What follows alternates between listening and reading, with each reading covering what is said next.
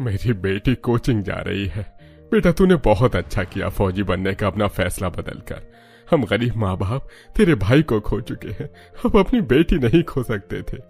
हाँ बेटा, हमने बड़ी मुश्किल से तुम्हें पढ़ाया लिखाया है, अब सरकारी नौकरी हासिल कर अपने गरीब माँ बाप का नाम रोशन करना। शांति और राकेश की बातें सुनकर नेहा चुपचाप वहाँ से चली जाती है और शाम को आते हुए एक पार्क में नितिन नाम के लड़के से मिलती है जिसने फौजी की ड्रेस पहनी होती है। और वहीं से राकेश घर के लिए जा रहा होता है, जो अपनी बेटी को एक फौजी लड़के के साथ देख लेता है। फौजी के साथ अपनी बेटी को देख राकेश का गुस्सा बढ़ जाता है और जैसे ही नेहा घर आती है। वो फौजी लड़का कौन था? पापा वो नितिन है, वो एक फौजी है और उसके घर में भी सभी फौजी हैं। हम दोनों एक दूसरे को पसंद करते हैं और शादी करना चाहते हैं। मैंने तुझे कहा था ना कि ना तू फौजी बनेगी और ना ही हम किसी फौजी लड़के से तेरी शादी करवाएंगे। तेरा भाई देश की सेवा करते करते इस दुनिया से चल बसा, बदले में हमें क्या मिला?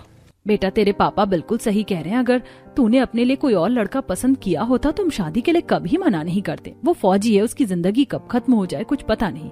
अगर उसे कल को कुछ हो गया तो तू अकेले कैसे अपनी सारी जिंदगी बिताएगी? शांति से कुछ समझाने की जरूरत नहीं है, इसकी पढ़ाई छुड़वा दो। हम गरीबों के बच्चे कभी कुछ नहीं कर सकते, हम गरीब की किस्मत में गरीबी ही लिखी है।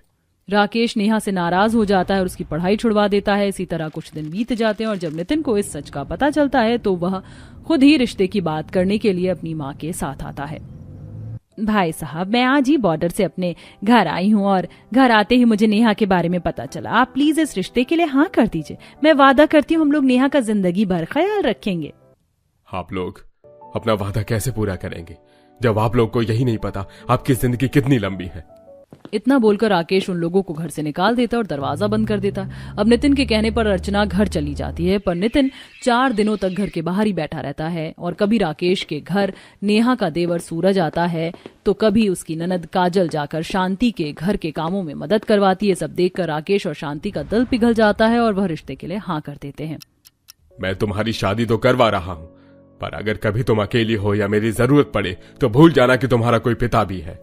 पापा ऐसा मत बोलिए, मैं जानती हूँ आप मुझसे नाराज हैं और मैं ये भी जानती हूँ बहुत जल्द आप मुझे माफ भी कर देंगे। नेहा अपने पापा की नाराजगी झेल लेती है और इसी तरह बहुत जल्द नेहा की शादी फौजी नितिन से हो जाती है और नेहा शादी कर अपने फौजी अमीर ससुराल आती है, जो किसी महल से कम नहीं था और पूरा सजा हुआ था। आओ बहू, अपने फौजी ससुराल में तुम्हारा स्वागत है, कलश गिराकर गृह प्रवेश करो। नेहा कलश गिराकर गृह प्रवेश करती है और सभी जाकर लिविंग रूम में बैठते हैं। तभी नंद बोलती है, भाभी आपके गृह प्रवेश में हमने अपनी वर्दी इसलिए पहनी है ताकि आपको अपने फैसले पर गर्व हो सके कि आपके ससुराल में हर एक व्यक्ति फौजी है।